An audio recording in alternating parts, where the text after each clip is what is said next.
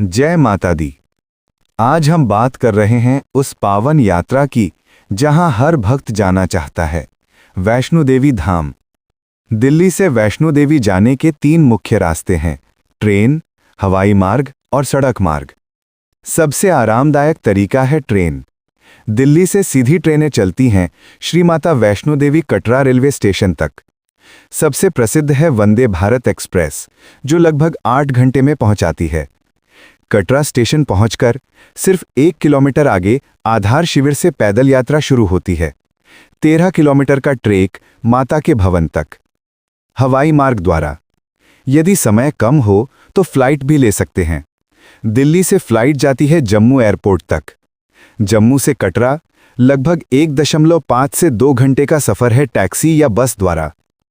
कटरा पहुंचकर यात्रा वही, भवन तक 13 किलोमीटर पैदल या अन्य साधनों से। सड़क मार्ग अगर आप रोड ट्रिप का आनंद लेना चाहते हैं तो दिल्ली से कटरा लगभग 600 से 650 किलोमीटर की दूरी है। रूट है दिल्ली, पानीपत, अंबाला, लुधियाना, जालंधर, पठानकोट, जम्मू, कटरा।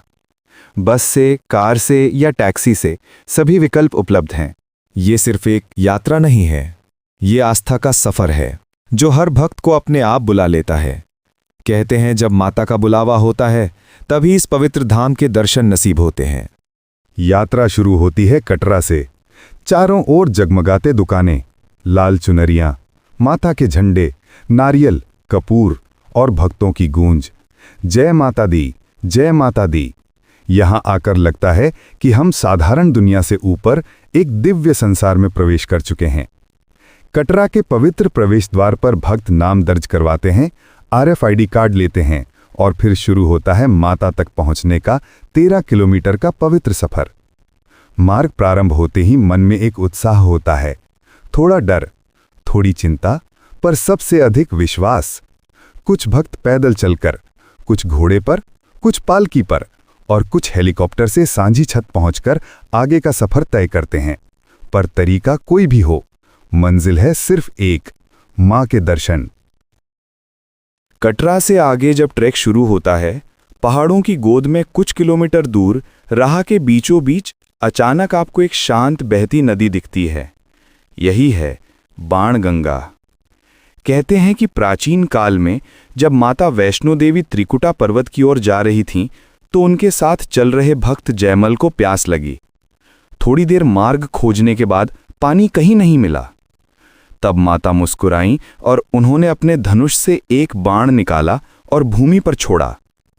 जिस स्थान पर बाण लगा वहां से जल फूट पड़ा, तेज, निर्मल, दिव्य, और इसी से उत्पन्न हुई पवित्र बाणगंगा। बाण से निकली गंगा, दिव्यता का मिलन, शक्ति का आशीर्वाद। मान्यता है कि यहीं माता ने अपने केश धोए थे, इसलिए इसे बालगंगा भी कहा जाता है। ये नदी सिर्फ पानी नहीं, ये आशीर्वाद है, शुद्धता है, भक्ति की शुरुआत है। यात्रा पर निकला हर भक्त यहां पहुंचकर अपनी थकान भूल जाता है। बहते जल के पास बैठकर मन की सारी चिंताएं धुल जाती हैं, जैसे कोई अदृश्य शक्ति कह रही हो कि मत रुको, आगे बढ़ो, मंजिल तुम्हारा इंतजार कर रही है। इसके बाद यात्रा पहुंचती है अर्धकुंवारी गुफा तक। यहीं मां ने 9 महीनों तक तपस्या की थी। इस स्थान का नाम ही बताता है कि यह पवित्र साधना का केंद्र है। यहां रुकते ही ऐसा लगता है जैसे मन शांत हो गया, हर चिंता, हर पीड़ा, हर दुख जैसे मिट गया हो। यहां से आगे की चढ़ाई थोड़ी कठिन है, पर भक्तों की आवाज, भजन, ढोल, जयकारे ऊर्जा देते हैं।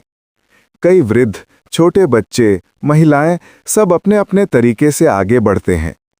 कोई सपनों के लिए आया है, कोई संतान के लिए, कोई इलाज के लिए, कोई बस दर्शन के लिए, पर हर मन एक ही भाव से भरा है, विश्वास। जैसे जैसे यात्रा सांझी छत पहुंचती है, ठंडी हवा तेज हो जाती है। ऊंचे पहाड़ों के बीच रास्ता समतल दिखाई देता है और दूर से दिखाई देने लगता है भव्य भवन।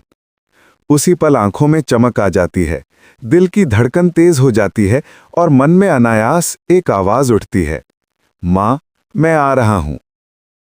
भवन के द्वार के पास पहुंचते ही सफेद रोशनी, भक्ति गीत, घंटियों की आवाज और हजारों भक्तों की भीड़ मानो धरती पर एक स्वर्ग बन गया हो।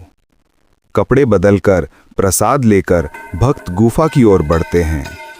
वो छोटा सा मार्ग, ठंडा फर्श, गुफा की दीवारें और अंत में वो पवित्र क्षण जब तीनों पिंडियों के दर्शन होते हैं, महाकाली, महालक्ष्मी, महासरस्वती।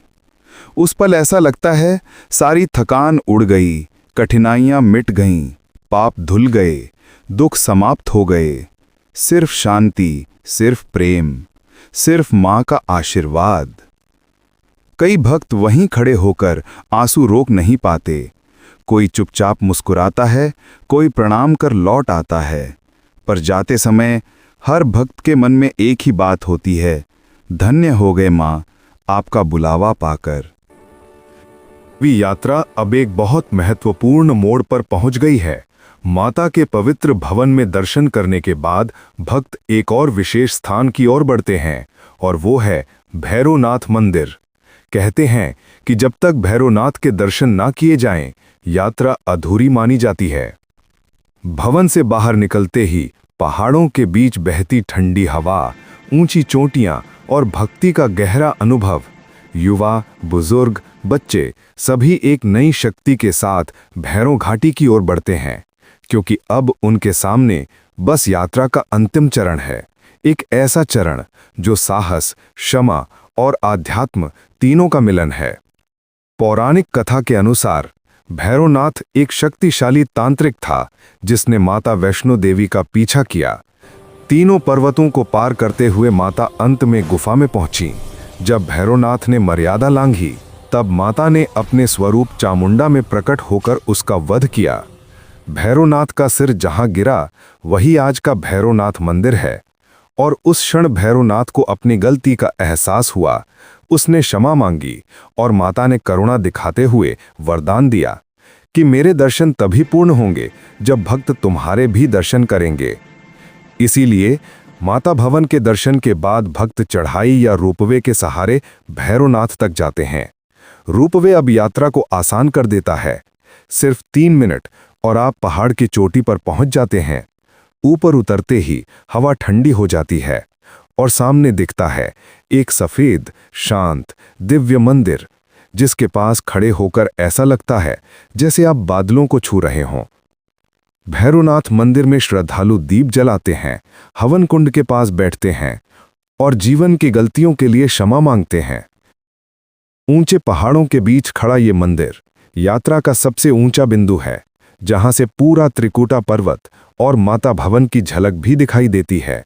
वहां खड़े होकर आपको महसूस होता है कि आप धरती और आकाश के बीच खड़े हैं और मन में बस एक आवाज गूंजती है, जय माता दी, जय भैरवनाथ। यात्रा पूरी होती है, लेकिन हर भक्त के दिल में एक दीपक जलता है जो जीवन भर नहीं बुझता।